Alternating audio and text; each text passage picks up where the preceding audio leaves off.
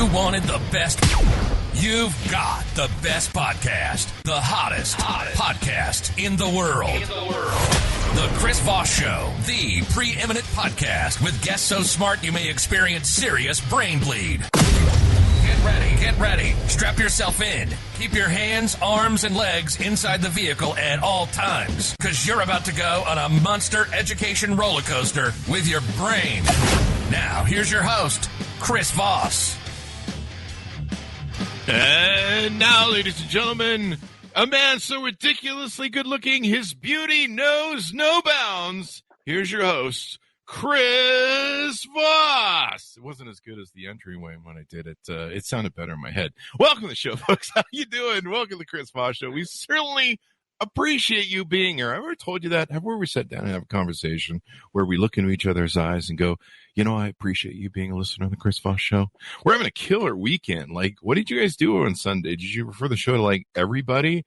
I think we did, like, a year's worth of downloads on Sunday. Like everyone was bored on Sunday. What's going on? Must be, I don't know, maybe winter's kicking in or something. I don't know. But thanks for making the show great. Share it with your friends and family, relatives. Remember, the Chris Voss Show is the family that loves you but doesn't judge you, at least not harshly. It depends on whether I meet you or not and how you're dressed. But the show itself, the Chris Voss Show, has no ability to judge. It's a corporation, even though Mitt Romney thinks they're people. Anyway, guys, welcome to the show. Go to youtube.com/Chris Voss, goodreads.com/Chris Voss, all those places on the interwebs, the big LinkedIn group, the big LinkedIn newsletter, and all that good stuff. Today, we have a Pulitzer Prize winning author on the show, an amazing multi-book author. He's written so many books, he couldn't even count them for me because he ran out of fingers. That's how many books he has. We'll be talking to him about his amazing new book that came out this year. It is called The Pope at War, The Secret History of Pius. That would be 12. Pius 12. Pope Pius 12. Mussolini and Hitler. Came out June 7th, 2022. And we're going to be talking to him about his instant New York Times bestseller that he's on the show with us here today. David I. Kurtzer is the Paul Dupuy University Professor of Social Science at Brown University, where he is the Professor of Anthropology and Italian Studies, and from 2006 to 2011 served as provost. His book, The Pope and Mussolini, was awarded the 2015 Pulitzer Prize for biography and has been published in 11 languages. I'm going to have to learn 10 more. I don't have the first one down, but I'll have to learn 10 more to read his books. Among his many other books, The Kidnapping of Edgardo Mortara was a finalist for the 1997. Wow, I'm definitely flunking English. I need to learn English first before I learn the other 10 languages. National Book Award for Nonfiction, and has been published in 18, count them, foreign editions. He co-founded and served for many years as the co-editor of the Journal of Modern Italian Studies.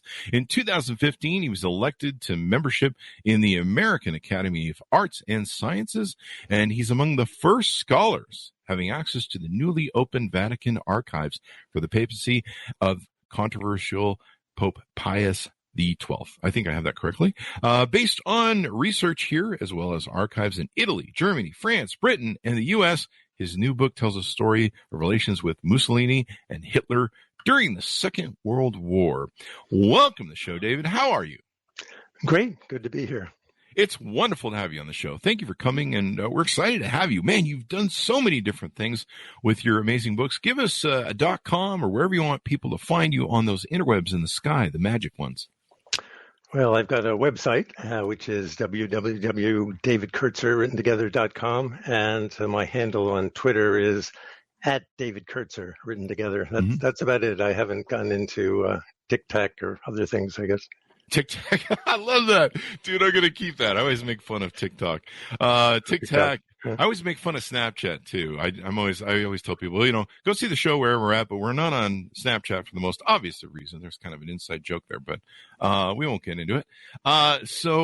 Anyway, you've written a lot of books. How many books in estimate are you willing to admit to under oath? Well, this is the 13th that I've written, but it's hopefully the quality of the book's not the quantity that matters. So there you go. So there are people who've written 40 books, but someone who's written one good book probably has more to brag about.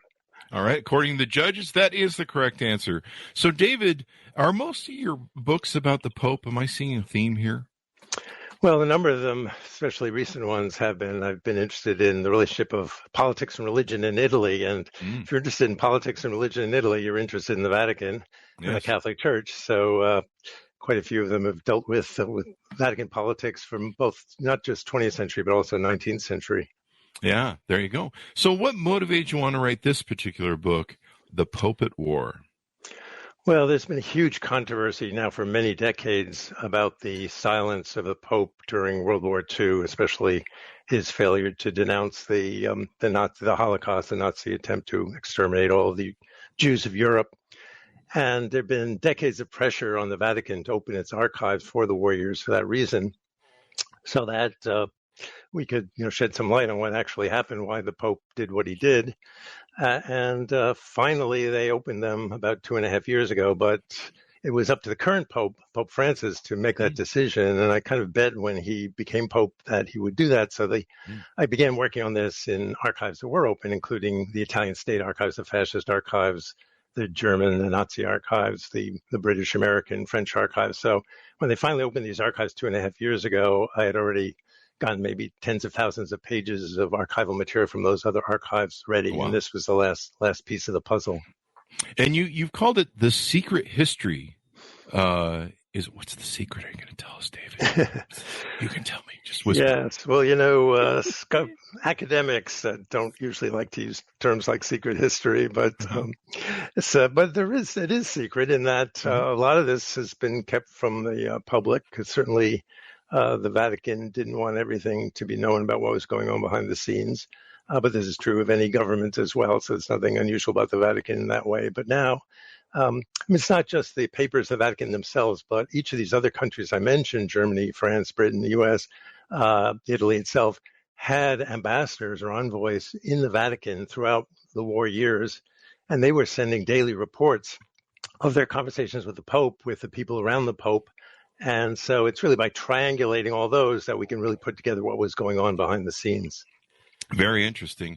We've had a few people on the show who've written great books about fascism and the rise of it.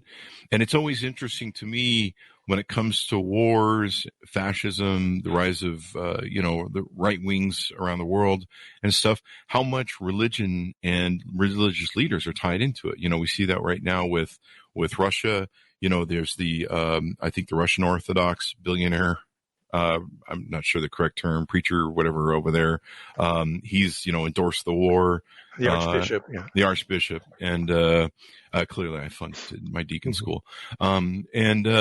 So, and I could probably you can probably cite better than I, different ways that these sort of endorsements or looking sideways and letting, like the morals of a war go by. Talk to us a little bit about that and how that played out with Hitler and Mussolini. Well, I think that's true that many authoritarian regimes, including fascist regimes, have had very close relations with churches, with the religious organizations. And that was certainly true in Italy, where Mussolini basically made a deal early on in order to come to power, even though he himself had initially been an anti-cleric. In fact, he was, of course, a left wing. He came out of the left wing of the socialist movement before he made his change, essentially during World War I, to become leader and inventor of fascism. He made a decision that, his anti-clericalism, his criticism of the church wasn't going to get him very far. He needed, in a country like Italy, which was 99% Catholic, the support of the church if he wanted to come to power and retain power. So he basically made a deal with the Pope, who realized Mussolini didn't have a religious bone in his body. But he basically, the Pope decided at the time, this is a predecessor now of Pius XII, Pius XI, who was Pope in the 20s and 30s, that in exchange for having Mussolini grant various privileges to the church, many which they had lost in the 19th century. There had been papal states. The Pope used to be king in Rome for 1,000 years until 1870. Restoring those privileges, the Pope was willing to swing church support to fascism and to Mussolini. So how soon was January 6th after that? You see what I did there? Ha, ha, ha, ha. There's a lot of parallels in the tying of history, isn't there? Well, there's certainly parallels, I think, with a previous president of ours who you have to think religious leaders believe has not a religious bone in his body yet, kind of made a deal with him, but perhaps we don't want to get into that here. Hi, folks, here's Voss here with a little station break. Hope you're enjoying the show so far. We'll resume here in a second. I'd like to invite you to come to my coaching, speaking, and training courses website. You can also see our new podcast over there at chrisvossleadershipinstitute.com. Over there, you can find all the different stuff that we do for speaking engagements if you'd like to hire me, training courses that we offer, and coaching for leadership, management, entrepreneurism, podcasting, corporate stuff. With over 35 years of experience in business and running companies as CEO, I think I can offer a wonderful breadth of information and knowledge to you, or anyone that you want to invite me to for your company. Thanks for tuning in. We certainly appreciate you listening to the show, and be sure to check out chrisvossleadershipinstitute.com. Now back to the show. Sure, yeah. But it is interesting to me because you wrote a beautiful book, of course, that won the Pulitzer Prize, the Pope and Mussolini. Mussolini? What the hell? Mussolini. And, I thought it was very interesting because, it talks about the rise of fascism and everything else. You wrote it in 2015. And they're interesting parallels, like what I always say on the show. This is a quote of mine. The one thing man can learn from his history is man never learns from his history. Thereby round and round we go. So give us some teasers or some tidbits that people are going to find in the book, or maybe some story scenarios that people can look forward to that can entice them.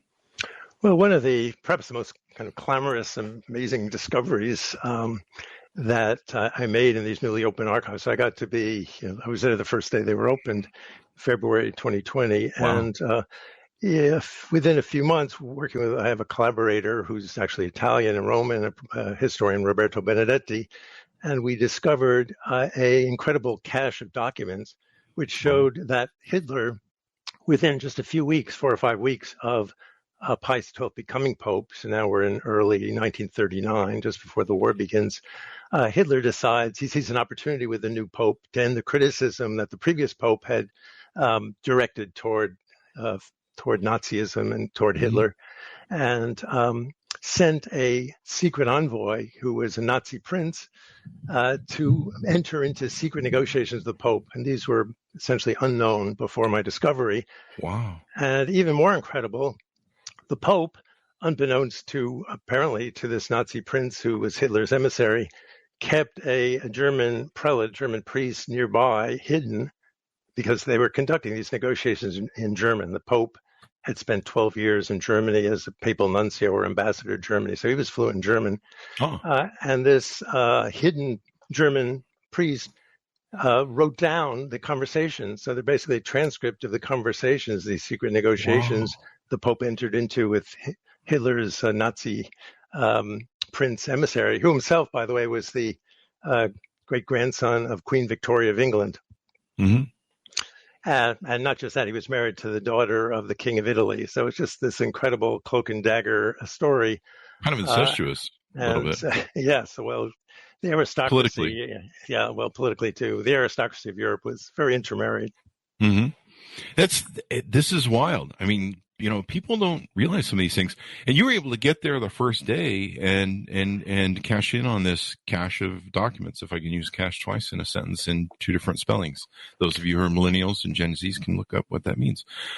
Anyway, so let me ask you this, because there's kind of been this, I've been watching what I perceive to be, and you're the professional here, this kind of apology tour that the Catholic Church has been on for a lot of different ills. Recently, he was up in Canada apologizing to native people up there, probably not picking the right term, but just like we had here where we did ugly things when we came to America. So is this part of the Catholic Church opening up these archives, trying to, kind of cleanse themselves of maybe some bad PR? I'm going to call it bad PR. You tell me what it is. Yeah. That's a good question. It's not entirely clear what motivated Pope Francis. So it's up to the current Pope to decide when to open the archives for the next papacy whose papers haven't been opened. And so Francis made that decision. Why he did, Pius XII, on the one hand, is not necessarily a friend of Pope Francis. He's the hero of the conservatives in the church. He was the last pope before the Second Vatican Council, which, from the point of view of many conservatives in the church, is where the church went wrong, where it liberalized. And so those conservatives have been trying to make Pius XII declared a saint. So anything that would come out that would diminish that possibility is not welcome by that segment of the church. The other thing is that the Vatican has, in the past, tried to address the question, did the church play any role in the demonization of Jews that would have made the Holocaust possible? Yeah.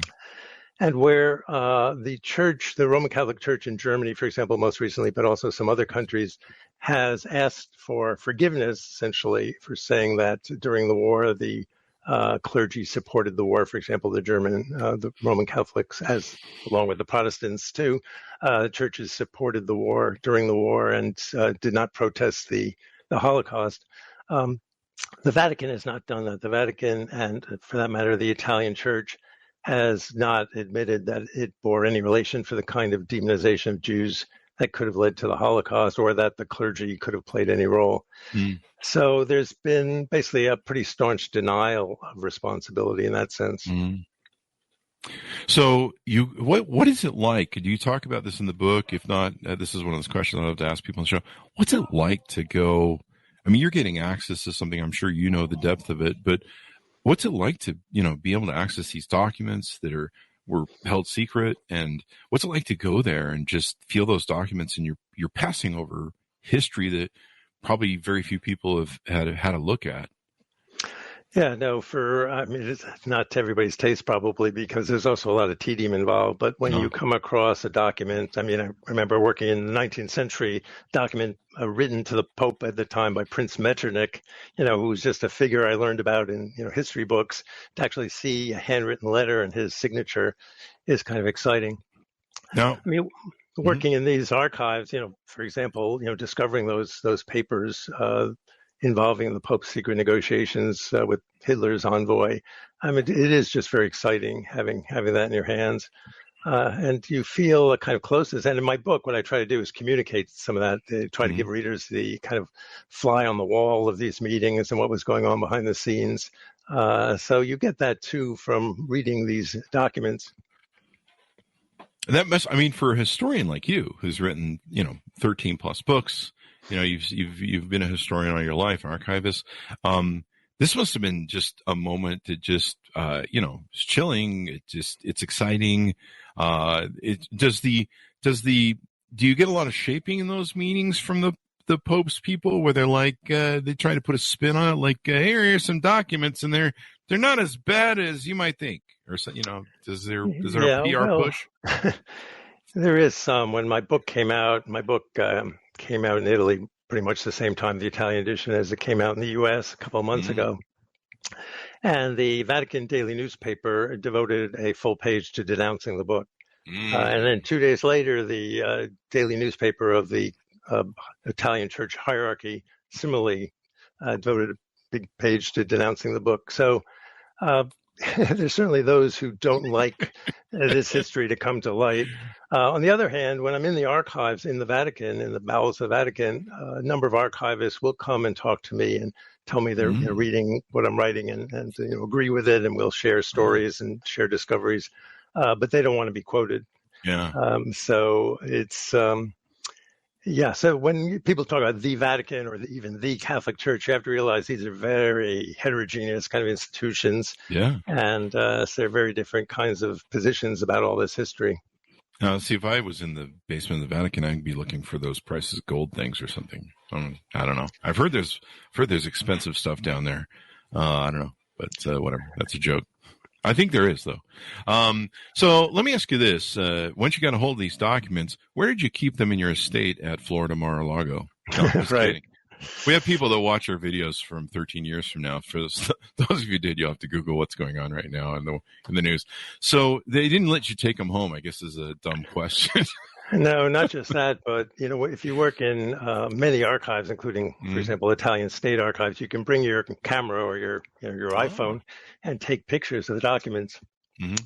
None of the Vatican archives, there are different Vatican archives, none of them allow you to take your own pictures. So, and some of them, in fact, you can't get copies at all, like the Archive of the Inquisition where I work. But the main archive, you basically fill out a form, you request copies. It was costing me about $10 for the first page of copies from every group of documents that I was copying. So I've spent thousands of dollars there.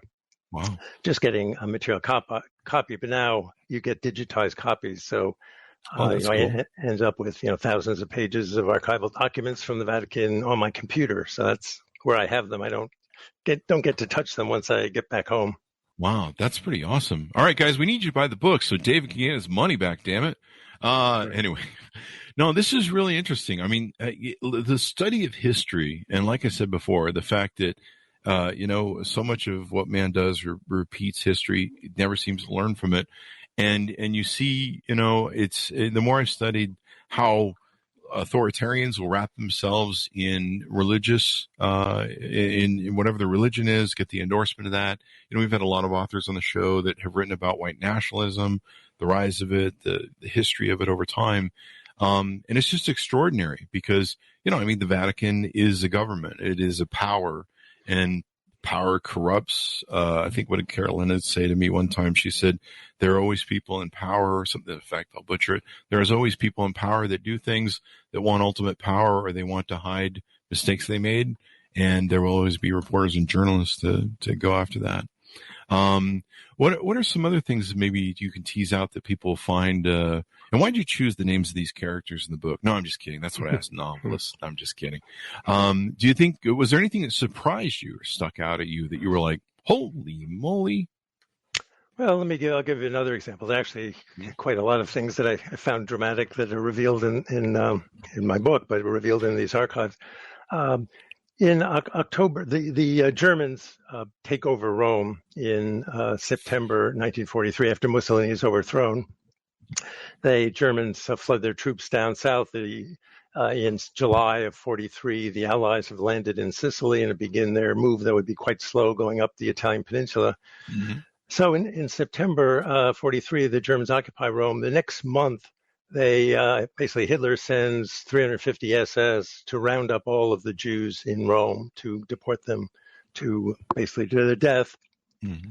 And so October 16th, these 350 SS go door to door in Rome with lists of addresses where Jews live that they've been given.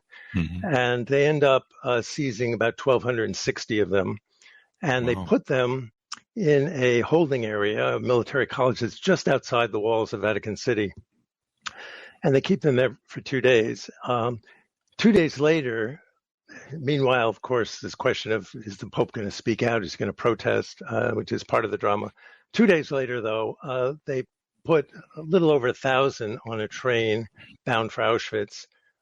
They would arrive there, these Jews, 1,000 Jews from Rome, they'd arrive there a week later, at which point Joseph Mengele, the famous Nazi doctor, was waiting to decide who was kind of strong enough to do slave labor. The rest, the older people, a lot of the women, all the small children, are sent directly to the gas chamber that same day and murdered. Wow. So one question is, how come they seized 1,260 Jews and only 1,000, a little over 1,000, 1,017 perhaps, are put on the train? Who were the 250 Jews who were let go? And one thing that is now clear is they were either baptized Jews or they were Jews married to Christians. Oh. And because the Vatican and the Pope was particularly concerned about these, who were, of course, regarded Catholic if they were baptized Jews, the Nazis didn't want to offend the Pope. They wanted to maintain amicable relations with the Vatican. And so they spent those 2 days checking their baptismal certificates, their baptismal credentials, and let those who could show they were baptized or married to Christians, let them free.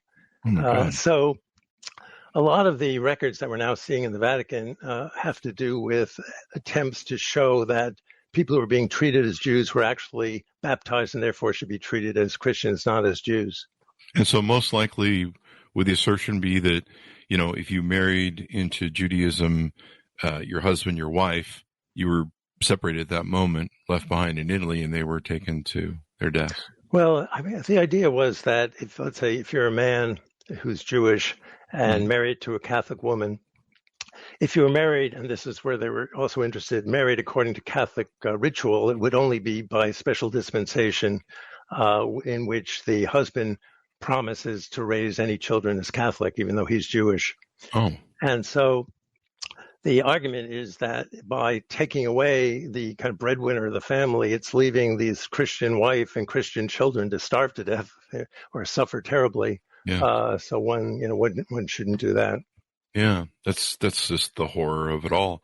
And did you find anything about what the Catholic Pope and the Church were talking about that time? Or like, should we let them do this? Should we protest? What should we do? Well, one thing that happened that, talking about discoveries, incredible documents that we discovered in these newly open archives, a few weeks later, so this was October 16th, 43, when the Jews were rounded up in Rome initially. At the end of the next month, Mussolini's puppet government, because when the Germans occupied Italy, they reinstalled Mussolini. They freed him from prison, basically, and reinstalled him in a puppet government up north. That puppet government theoretically had control of most of the Italian peninsula at the time, backed by the German army.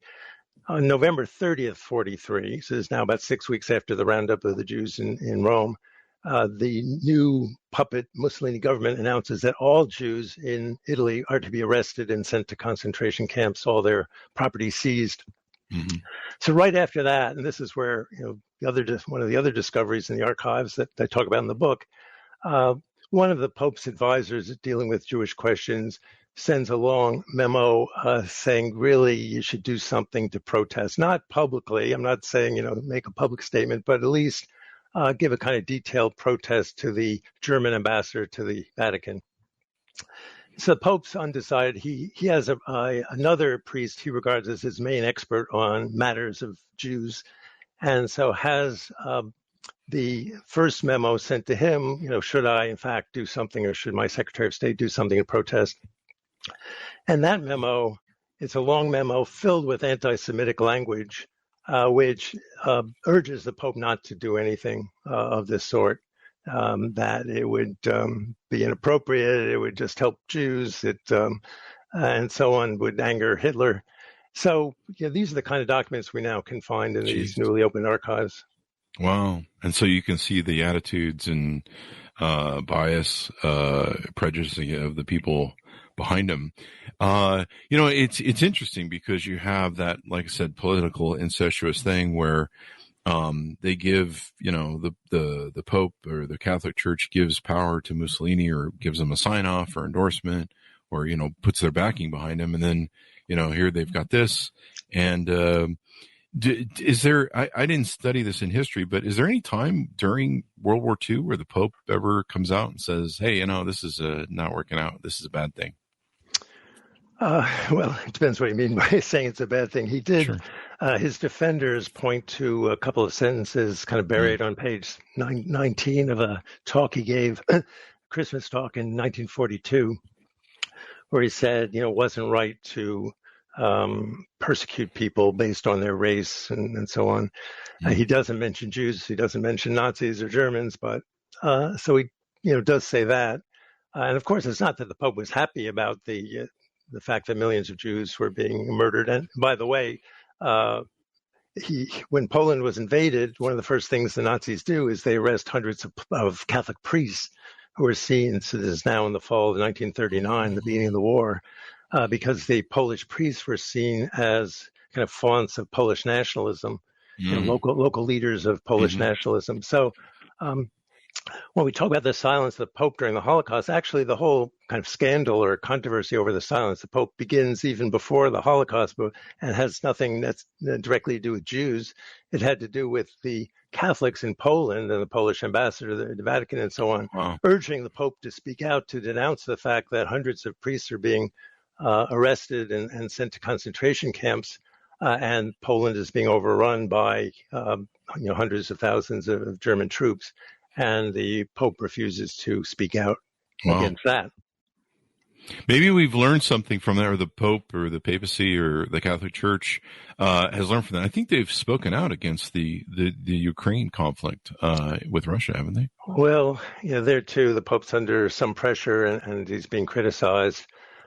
He's expressed great sympathy for all the suffering, but he hasn't been willing to name either Russia or Putin specifically. And so it's not entirely different than the situation that Pius XII faced during the war. I mean, there are some important differences as well. Part of the explanation for Pius XII's silence through much of the war was he initially thought that Hitler was going to win the war, and he was worried about protecting the church in a Europe that was dominated by Hitler and his pal Mussolini. Wow, that hit me like a ton of bricks, because that makes sense. It's survival, and you figure, well, might as well lay down with the devil. Wait, they're the church.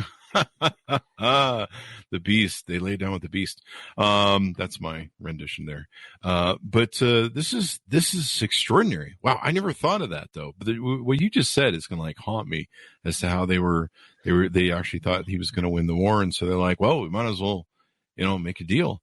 I mean, if you think of it, what was the early years of the war like? I mean, in the spring of 1940, France had presented the Maginot Line as this impregnable series of forts and trenches and so on that would stop any German attack.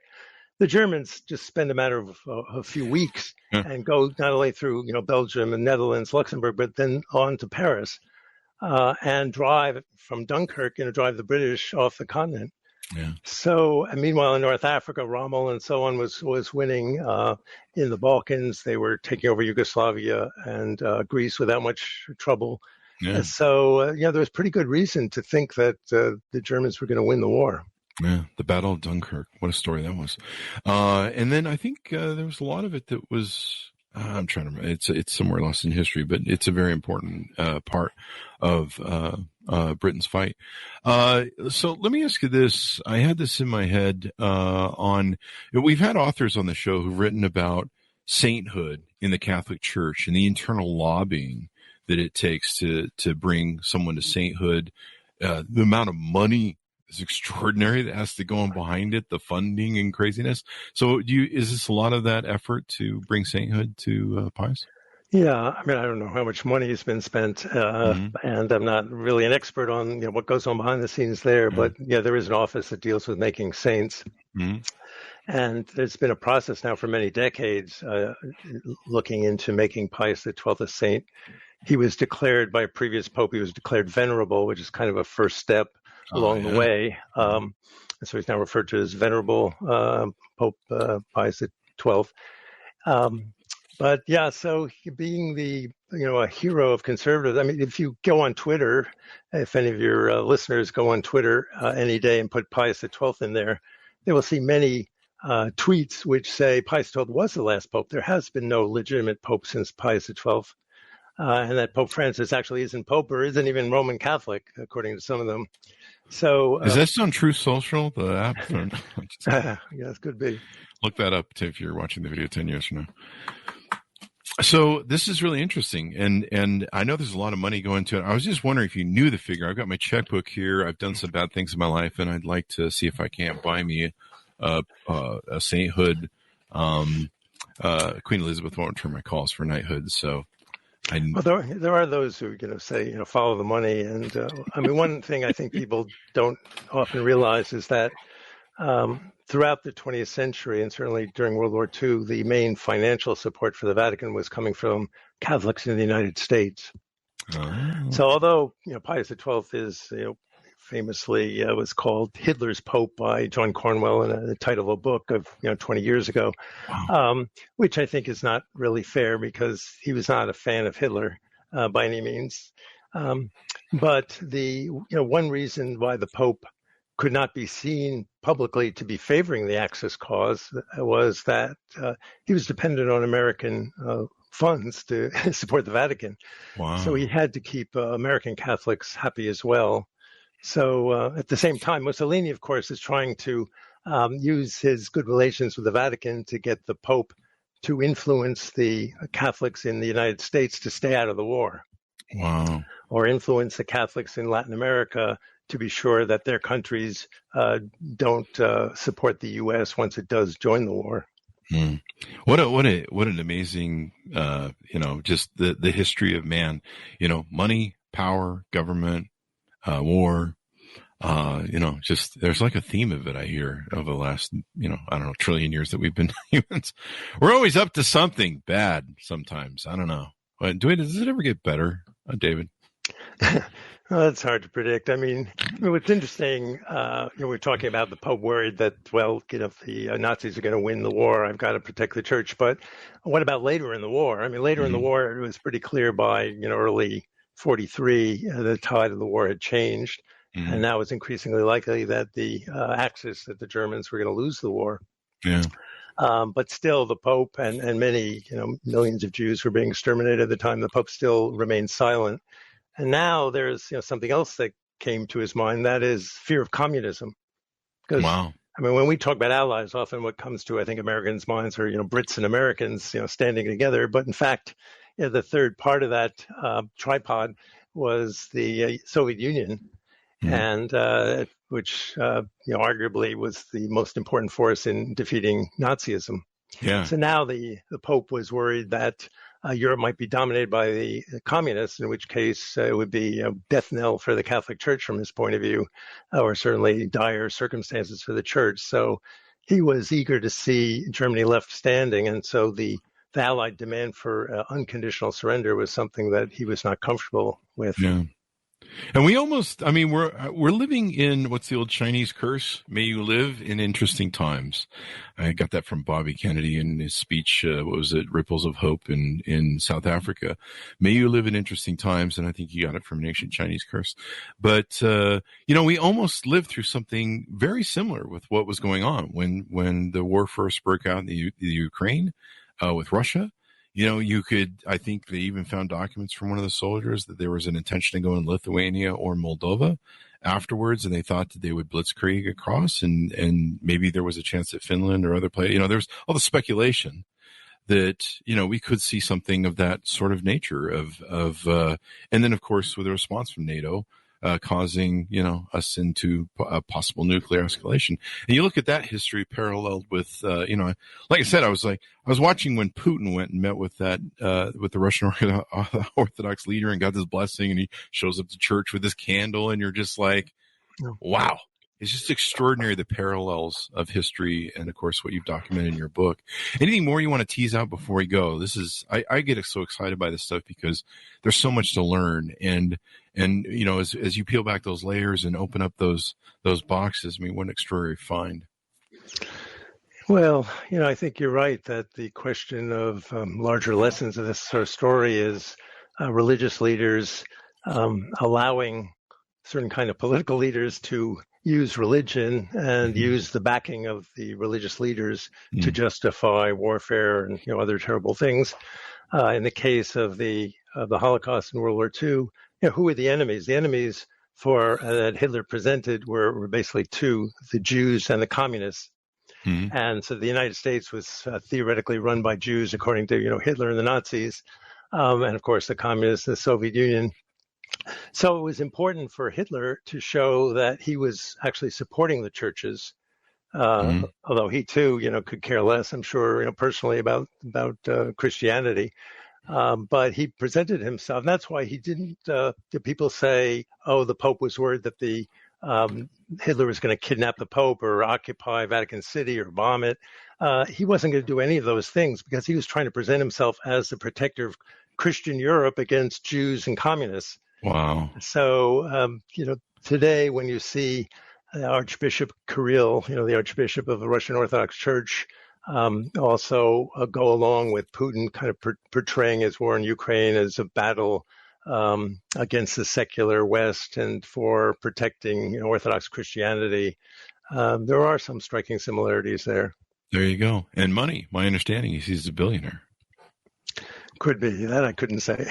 Yeah. Of course, there's a lot of different places money's hidden in Russia. Well, this is just extraordinary. Like I said, I love history. I dig history because there's so much to learn, and there's always more to learn.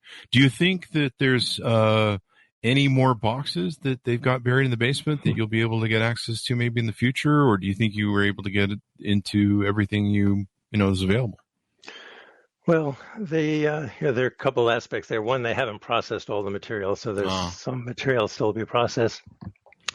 There are some things they're not making available. For example, I've talked to the director of the main archive, and I asked, are you making everything available? And what he said at the time was, well, we make everything available except for sensitive personnel files. And after I heard that, occurred to me, with all the sex abuse scandal in the church, I've never seen a study based on Vatican archives, even though clearly they have various investigations in the past of accusations against the clergy. And that's the reason that those files are not, I haven't been able to see, no other scholar, as far as I know, is allowed to see. So there are some things that aren't being revealed. Isn't that interesting? I've watched the whole, I think we had someone who's going to be on the show, or maybe it was a movie, but it was talking about it was talking about the Boston case against the Catholic Church for sexual assault. And it's been interesting to watch, the pushing and pulling of trying to get the church to open up about all that. Maybe Pope Pius had he had a bad annual review in his history where, I don't know, he missed the performance of whatever his annual, turning his TPI reports or something, to quote the Office Space show. I don't know. There's a joke there somewhere, but I can't find it. Anything more you want to tease out about the book, David, before we go? It's been an honor to have you on, man. Well, one thing I try to do in the book is, although it's based on, tens of thousands of pages of archival documents from, 5 or 6 different countries, I try to write in a way that would interest a broad public. So that's the trick, to both, reveal new things to other scholars, but write it in a way that's going to attract a large public. And because I think this is just not only important history, but also fascinating and colorful history. So, that's at least the attempt. So, I'm sorry, let readers, just let readers decide if I was successful. Buy the book, check it out. I mean, it was an extraordinary time in history. And one thing to speaking back what I mentioned before, the historical nature of the money, the power, human nature, all of this sort of stuff, ugliness, hatred, racism, bigotry, just the whole pool of it. I think one of the reasons I love history and I want to entice people to read these types of books is the chess game of it, the chessboard of it, seeing how the moves are interacting with each other and how they play out. And to me, I've always been a strategist. You look at how some of these different, if the move would have went to this square, or if something had changed in this way, or there was a manner, like you say, maybe if they had invaded Vatican City and crossed that line of, which is an important line to them of their sovereignty, I suppose. It's just extraordinary to think about. What if this had happened or that? Yeah, I'd give one example would be this, that Italians weren't eager to go to war on the side of Hitler. They just fought a war not that much, before World War I against the Germans. 500,000 Italians had been killed. Plus the whole Nazi rationale for the war of Aryan supremacy was not going to appeal to you if you were, Sicilian or Neapolitan. So it was going to be difficult for Mussolini. He realizes this. We know this from various private papers. Difficult for him to convince people that they should be enthusiastically backing this war when he decides to join in, which he didn't, by the way.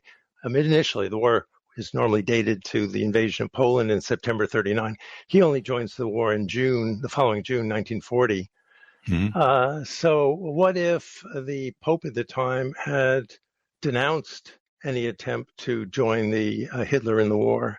And not only were 99% of the people in Italy Catholic, but there was this incredible network, capillary network of parishes and so on, parish priests around the country.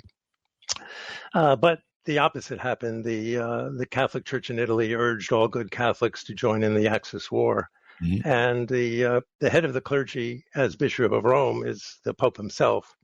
So the Pope maintained an official stance of neutrality as head of the Church in Italy. He obviously allowed this support for the Nazi war to take place and Italy to get involved in World War II.